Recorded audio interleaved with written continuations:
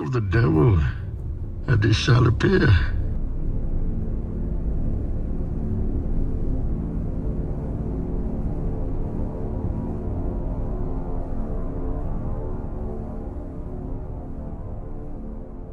Some of them are probably the Khan. Right, the Khan escaped, it looks like. And then you have all these Khazate forces.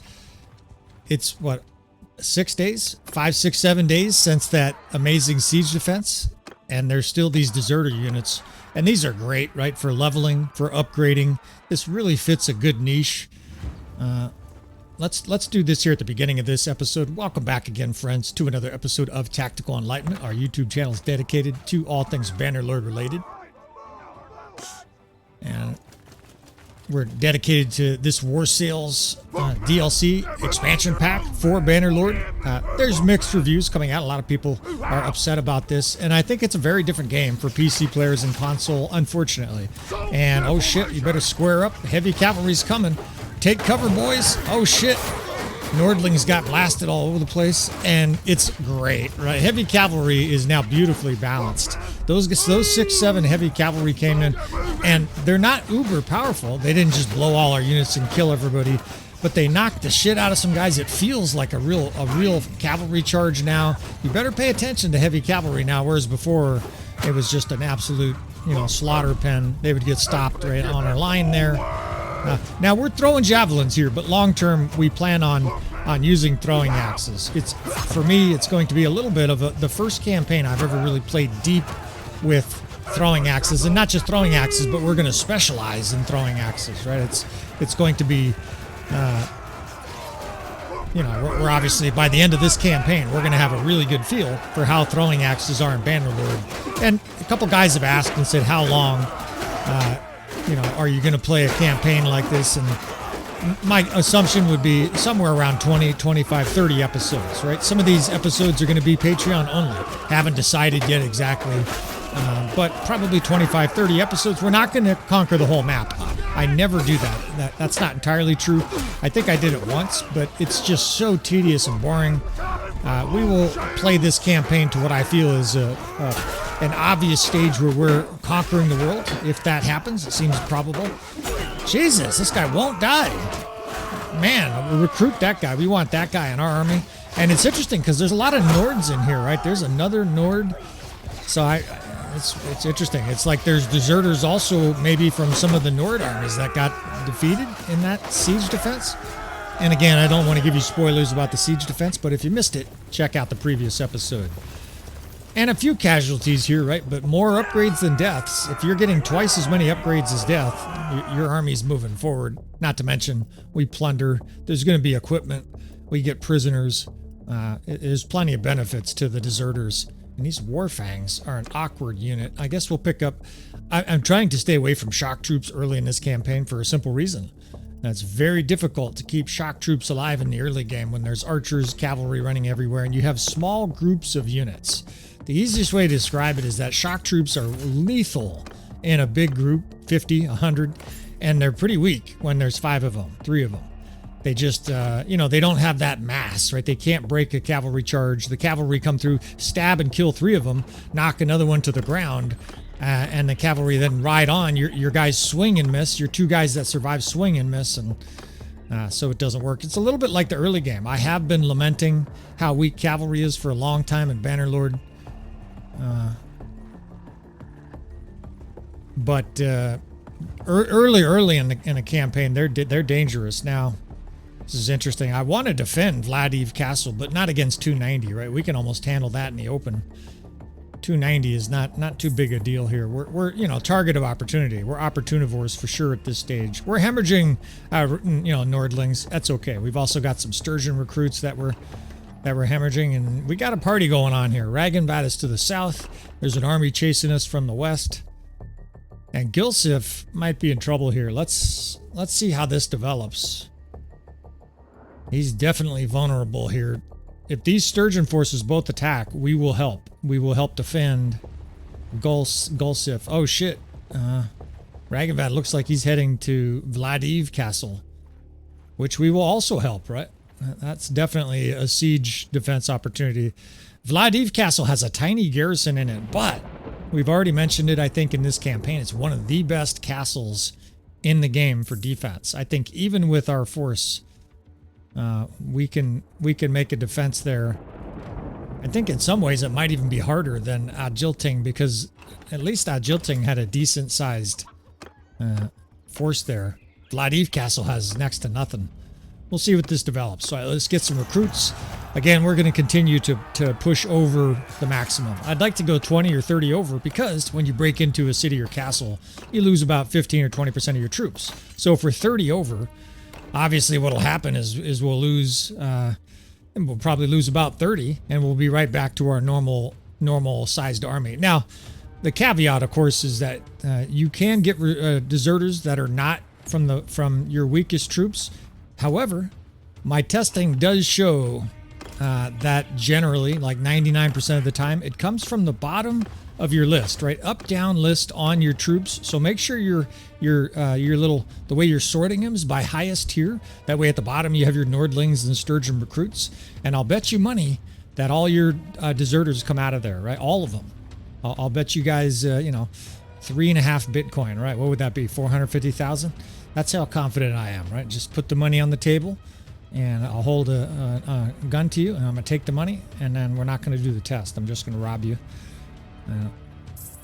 I don't know if I want to fight these deserters here. I don't know if we want to have the injury. On one hand, if you get a good terrain, if you get, kind of the right mix of deserters, you can power level your army. You can get 30 upgrades. But on the other hand, you could suffer a lot of losses. So it's risky. It's not a guarantee here that we have a clean battle. If they kill 30 troops here, it's a problem, right? Because we need those for a defense of Vladiv Castle. I'm not thrilled about the landscape either. Let's see what we got going on here first. I'm just charging till we get closer. I can't make out what they have. We got a little bit of tree cover here. We got a beautiful scene. There's like a moon. The night battles are dramatically improved, right? They're sort of artificial. Nighttime rarely looks like this. It's super bright. There's almost like a spotlight.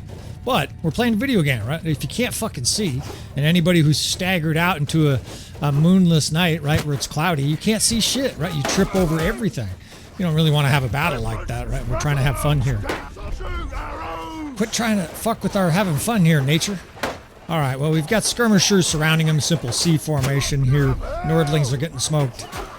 And this is more prisoners too, right? That's the nice part of this. And this is frankly going to be our tactic for 80% of battles, right? Especially infantry heavy is just this reverse crescent. It's a quasi kill box. It's not as effective, of course. We don't have the skirmishers. We don't have the cavalry, but it's still going to work. And we're getting our axe on, right?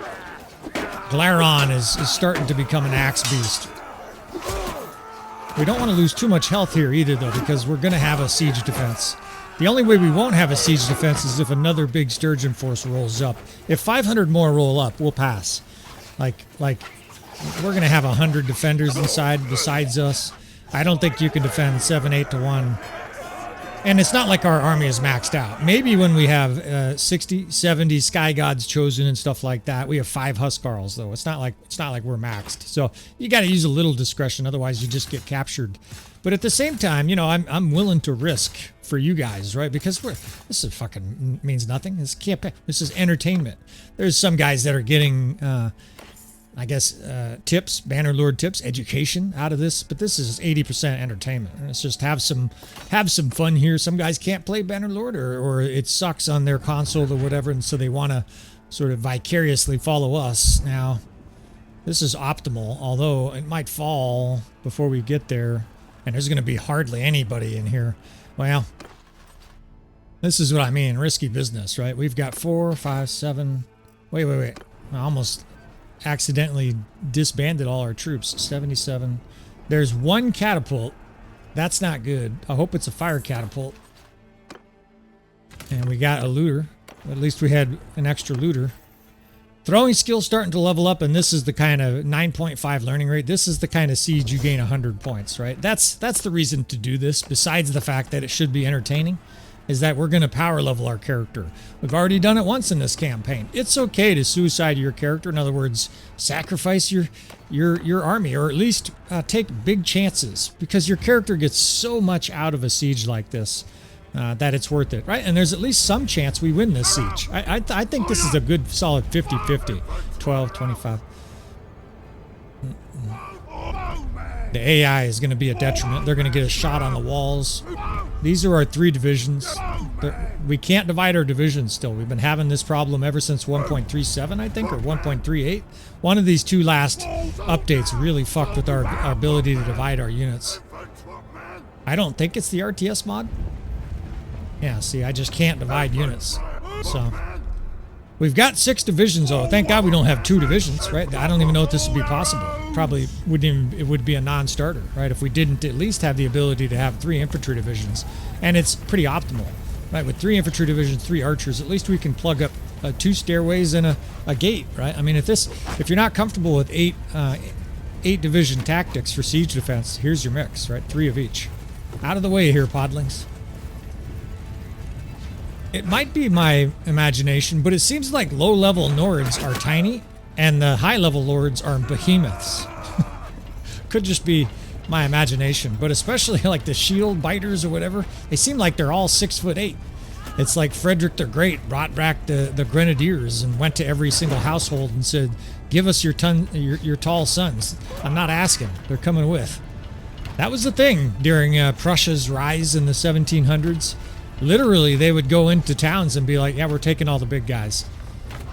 Don't worry, they'll be paid well. We'll give you a stipend after they're killed in combat." The great Frederick. The flute playing, slightly feminine Frederick the Great. It's a great character to research. Fascinatingly intelligent. Almost on the level of Voltaire, right? Some people would say smarter than Voltaire. Certainly more pragmatic. More controlled. More composure. Some guy tried to throw a throwing axe up here. It kind of wilted at my feet.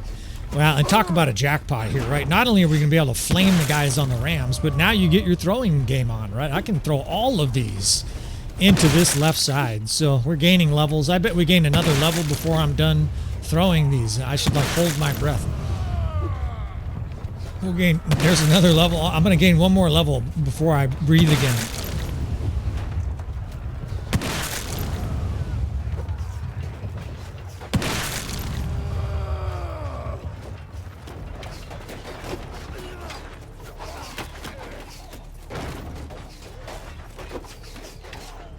I swear holding my breath made it harder for me to throw those balls. They were just fucking limp dick going 20 feet. Well, almost. We've already gained 2 levels though, and we needed it, right? We need a really good shot here. And we've got the stones at the gate. Let me by here, podlings. Do your best. At least we've got these infantry, and they can fire away, right? Some of these infantry divisions we have like the midshipmen or whatever they are, the Coast Guard and some other pussy military service, non-fucking military service. I can make fun of it, of course, because I was in the United States Coast Guard. I tell people all the time, hey, Desert Storm and shit was occurring when I was in the Coast Guard. People, I shot a gun. Just didn't shoot it at anybody. Oh shit. All right, well, we knew these defenses weren't going to last long. I need some help over here, Archer. There you go. Get over here. Oh shit. I'm sorry, I got a little graphical effect there. Hopefully it doesn't show up on your end. Yeah. I'm gonna guard this stairway here. Oh shit, the gates burst open. Alright, we're already in trouble here. 6, 7. What the fuck? There's a shield flying through the air. Good job, lads. Fucking them up something fierce. Oh, this is getting gritty. And you're just trying to get squares and troops here to the base of the stairs, right? That's the most important thing in situations like this. Sorry, the narration kind of faltered there. I feel loss is imminent here. Like, they're really overwhelming us, and the worst part is they have tough fucking units here, so... And that's, of course, it's hard to identify these units. Don't worry, you console players are not alone. Not many people, I think, are thrilled about the new UI. On the sides, I guess maybe the people that like more immersion. You can't really, it doesn't block your view as much, but you also can't see what the fuck you're doing. And we are just soaking these stairs here in blood. We've got our square though. That's starting to look at least manageable. There's about 15 guys there in a square, 12 guys maybe. I can reach these guys. There's another level. It's a good thing I didn't hold my breath until that level. I'd be dead. Get off. You're going to see me kick a lot. That's the first of 10,000 kicks in this campaign, right? 9,999. Kicks with the tall character is hugely OP, and you're the only one who can do it. I'd still love to see enemy lords kick, right? Where you go up against an enemy lord, you're aware that they might kick you and then hammer you with a weapon. I think it would be a good feature. Seems a little bit unfair that we're the only troop on the battlefield that knows how to use our legs as a weapon. Now the gate is empty, right? So we're going to have to really monitor that, see if a bunch of troops pour through there. This seems to be the way, though. Unfortunately, that's where their ladders are. The reason I say fortunate is that that's the slowest way for the enemy to get into the siege, right? There's one dipshit standing guard at the gate. That's an AI unit. It's not our guy. He's just standing there. And we got to get more firepower over here. This square is fucking falling apart, and this siege is fucked. These fucking tough sturgeons block everything. I'm getting chased. Get over here. I brought an infantry division. Where are they? Oh, shit. Our shield ate that one. And then he killed another one. That's one of those fucking reavers or whatever they are. They're nasty with those two-handed weapons. Die! Damn, these sturgeons are tough. Did our square make it? It's a raggedy square, but it's kind of here. Man, this is gritty. This is incredible how many tight sieges we've already had in this campaign. Thank God they're not pouring through the gate and there's still that guy. There's one person there. It's an AI unit. Good job, dude. I love little parts like that about Bannerlord. I wish he was standing there yelling, "I'll tear your limbs!" Just fucking trying to taunt them and shit.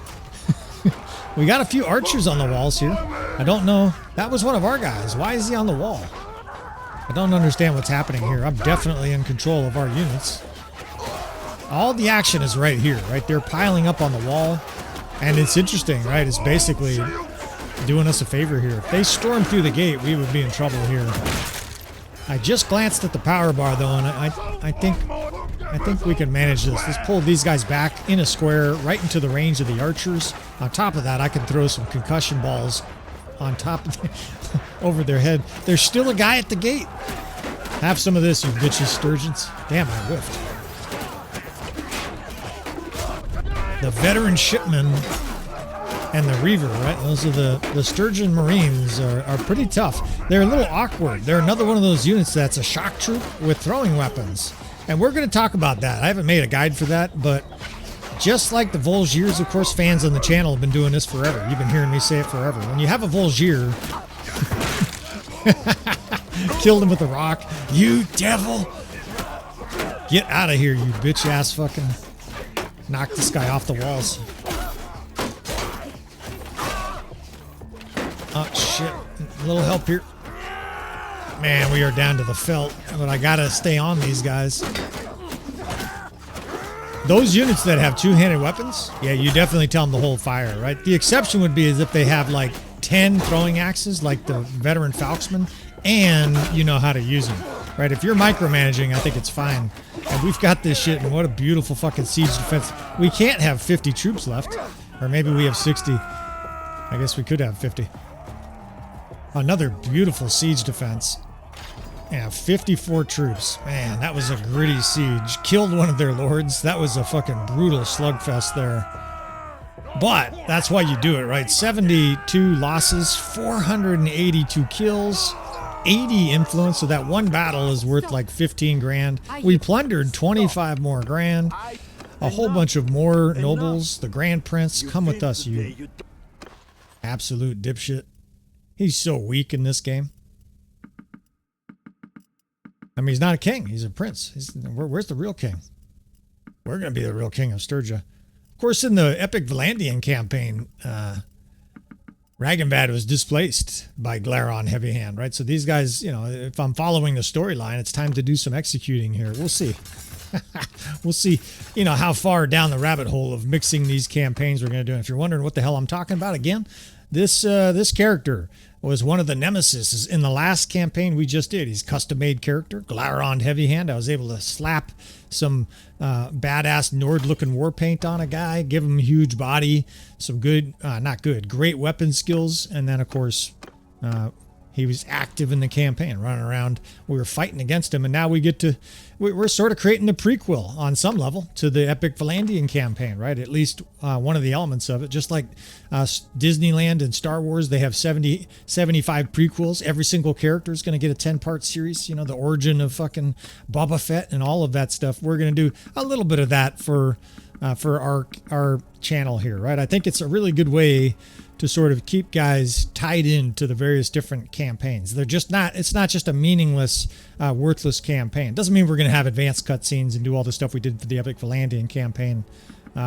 If I was a store, I would say the Epic Valandian campaign was a lost leader item. I would work, 4 hours to make a couple of really good episodes with cutscenes, and they'd get 1,200 views each. Meanwhile, I'd make some what I consider just sort of a low effort video, testing some units and 20,000 views, right? There's a lot of guys who don't want to invest in a storyline. They just want to know how the game works. And I guess I understand that. There's also, we suffer from a lack of attention span today. It's definitely a long-term problem. I dare say it's a long-term epidemic of our effect of these fucking smartphones. And I say it like that, even though I have one. I was one of the holdouts. I had one of those dumb phones, the flip phones with no technology on it, until every friend I knew had a smartphone. I was basically one of the last. But I digress. Let's not rampage too much. And oh shit, we got carnage going on here. 850. I don't think we can defend Vladiv Castle again. Like, we're beat up. There's not even 100. Well, there's exactly 100 defenders. There's Svanna. She's hot. Get married to a sturgeon gal. I'm gonna seek a Nord gal to get married to if anybody's curious, right? We're still sort of perusing the merchandise, right? We're checking out the feminine wares. We're looking at their ankles, right? We're doing all the all the shit you're supposed to do. We're dancing with them. People are like, oh yeah, dancing. Yeah, you know what dancing is, of course, is a biological check, right? People with disabilities and problems with their gene pool can't dance very well, right? It's basically a primitive form of determining whether or not they have good genes. If they can dance well, if they're coordinated, if they can hold a rhythm, they're probably good material. Same thing with athletes, right? That's why chicks dig athletes. You got some good genes. If you can't catch a baseball, what are you going to do when a fucking guy comes into your room with your wife and you are sleeping? I mean, you got some problems.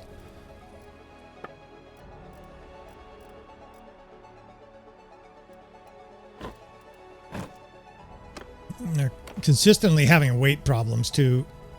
I fall in love with prisoners. I go to a Prisoners Anonymous meeting once a week, right? And we all go around the circle. Yeah, I've got way too many prisoners in Bannerlord. Oh man, I'm sorry. That's very humble of you to admit that. Very, very brave of you to sit here and tell us all that you pick up a bunch of prisoners that you can never fucking bring into your army. Wow. They give you a hug and pat on the back, and then next week you have 112 prisoners with a capacity of 67, and you schedule your next meeting. And what are we going to do here, right? 500, 600? Maybe we join this. If they attack, we're going to join, right? That tells you the AI thinks they can win. They look apprehensive, and this castle's going to fall unless they decide right now, get in there, we want a battle. You can't make them fight, by the way. If I engage here, I'll be fucked. Go ahead and try it. What'll happen is it'll say, attack, send troops, and it'll be 100 against 700.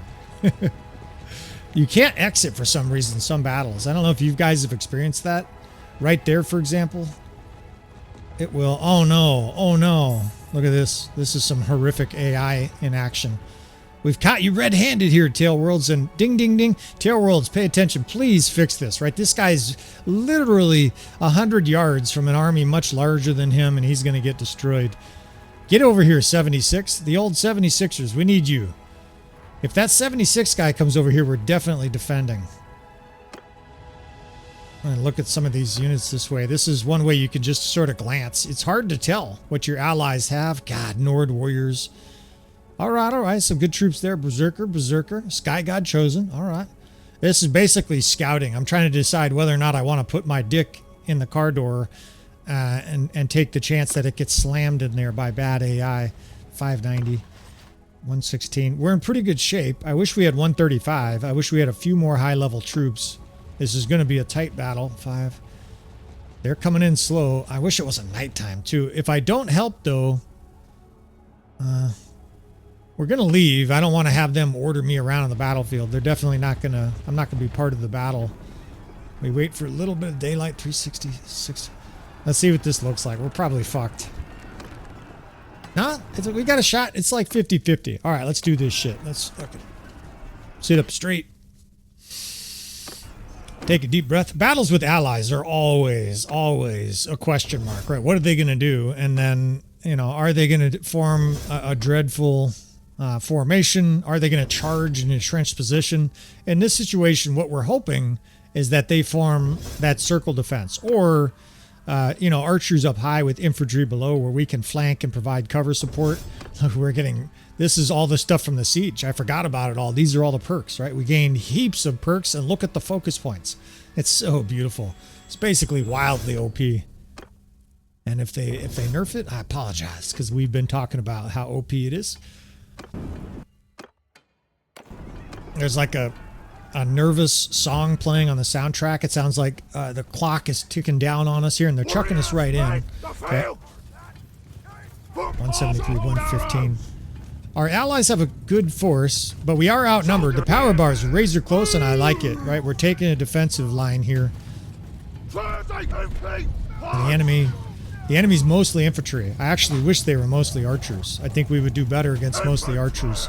We've got some rocks here we can probably use to provide basically cover for them, right? We have a lot of skirmishers, a good amount of archers. What we can do here basically is use these rocks, limit how much cavalry can charge us. A limit, that's about all we can do. And of course they're going to have cav, which sucks because they're going to rain in javelins. And this enemy force is coming in like they know the results already of this battle. Get the fuck out of here. Let's give them a fucking volley here. Now we've got a little podling division there, and the cavalry's coming. We got to really watch our backside here. I want to pepper the enemy though from the side, right? Here they come, cav, fuckers.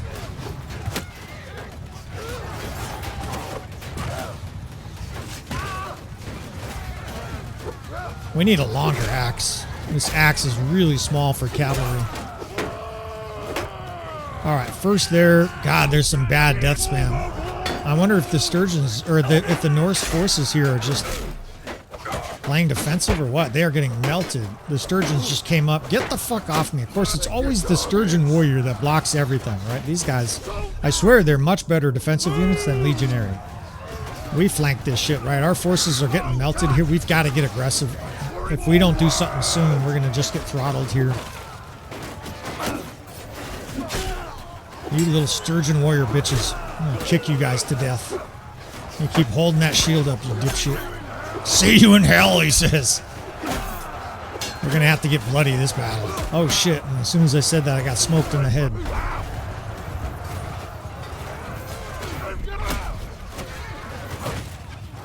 They've got a huge long line.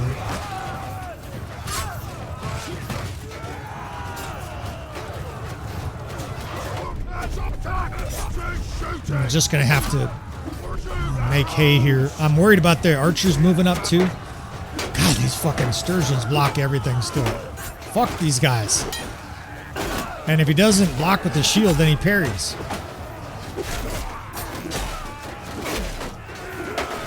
God, we got like 20 guys here attacking 100. Fuck. Archers. Come on, boys, get up here. What do we got?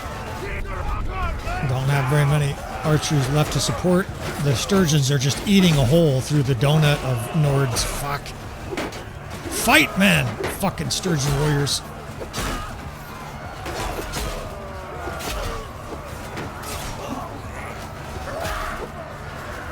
Shit. God, 50 damage that horseman did to me. Our forces are, did they just rout? It just looks like they flat out routed. Do we have any support here? We're going to have to back up our archers here. Are there no reinforcements? There's some reinforcements, but they're running for the hills. This fucking battle is over. Let's get out of here. I rarely do this, but this battle's over. And maybe we can't escape. Fuck. Well, I thought we might be able to. Sometimes it says leave it to others, right? You can just leave. We lose, right? I guess we could try. It feels sort of cheesy now. I thought we'd be able to leave, but the new system is a little bit different. I guess we might as well at least try to fight this out. Hey, we've got allied forces here. We're making them. They were trying to rout. Now we're making them fight, right? There's 31 archers. God, maybe we could pull this out. And you guys can leave in the comments whether or not you think this is cheese. Sometimes in battles like this where it's going bad, you just leave, right? And it makes sense. Of course, we were embroiled right in the middle of battle. It's not very realistic. It's just, yeah, we'd like to exit, retreat, right? You're surrounded by sturgeons. But it is what it is, right? We're not going to play like the battle over again. We'll just roll through, and they're rushing up like it's a fucking Black Friday sale. Damn it. Archers. Get them at different angles here. I wish these guys would spread out. Spread out. Start shooting. If we can do a little bit of kiting here. I don't know what kind of troops we have left, though. Of course, a lot of our frontline troops died. Certainly most of our best infantry died. Well, we made them shield wall. That's a start, right? That'll slow them down. That'll take the starch out of their ass. And we got to change his voice, right? Ah! He sounds like a bitch. Oh shit, their line is pushing fast. Come on. Just not doing a lot of damage here to the flank. We're just going to have a death charge here, right? We can't leave, so you might as well make a stand. We can move this division of archers back while we charge. These sturgeons, though, are liable to block everything, and we're badly outnumbered here. Man, there's a lot. If we had another 100 troops, we might have a chance, but... Come on, man! Got a few archers to my left.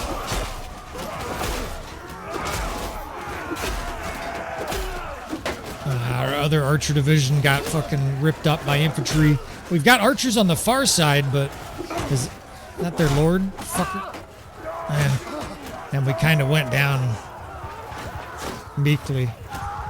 Well, how many times have we talked about it, right? When you take chances in a campaign like this, sometimes you lose, and this is the hazard of being with the AI as a vassal. That felt like a battle we should have won, but the AI, it seemed like the Nords here took a defensive stance and then really routed pretty fast. You know, there's definitely some issues with the Nords. They're going to need more improvements. That's just my opinion, right? They're okay.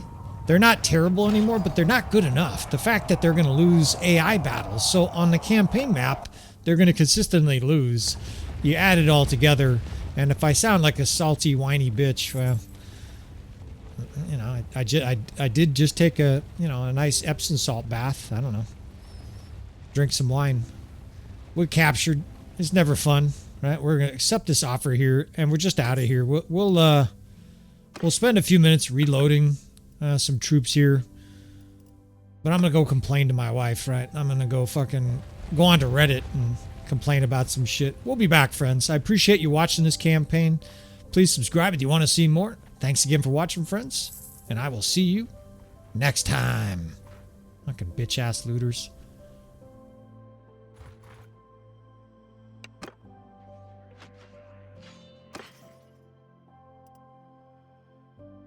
I'm about to give you all my stuff. Fucking...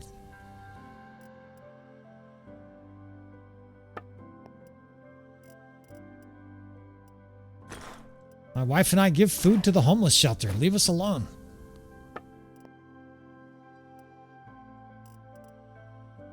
I guess you just load up on javelins. I wish I had.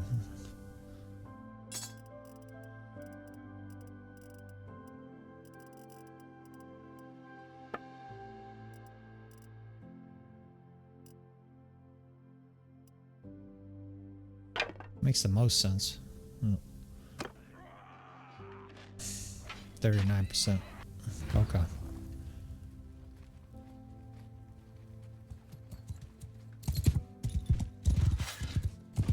Take my stuff over my dead body, fucking looters.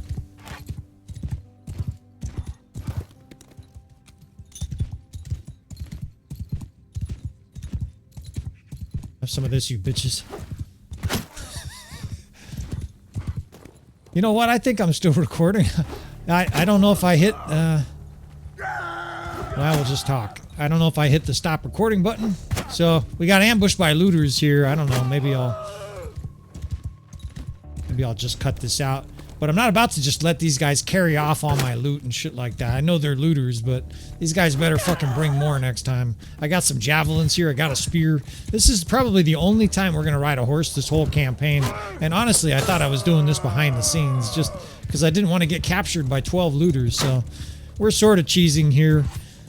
I guess I said no cavalry. You guys can say I'm a weak fucking vacillating bitch here. We got first we lose a battle. Of course, most people will just edit this out. You know what? We're going to include this here. We're going to be upfront and frank. It reminds me of the cheeseburger story with my wife and I. Of course, you guys are like, legendary. I don't never heard of it. not cheeseburger, steak. She made me an incredible birthday dinner once. She spent like 4 hours making it and like 6 hours prepping and planning it. She went and harvested mushrooms from nature. She knows I love mushrooms. She made a red wine glazed broth with some amazing, it was an amazing expensive cut of beef, and she cooked it to perfection. It was like a filet mignon, and there were homegrown potatoes in it. It was spectacular. And I told her like the day after, that was the second best meal I've ever had in my life. And I was completely honest. And of course, it seems like a huge, a huge backhanded compliment, like a slap in the face. And what it really was, though, is an enormous compliment. Because I've had, 20,000 meals in my life, right? We're going to punish these fucks here for challenging me. Oh, shit, I might have fucked up. Somehow I whiffed. You little looters.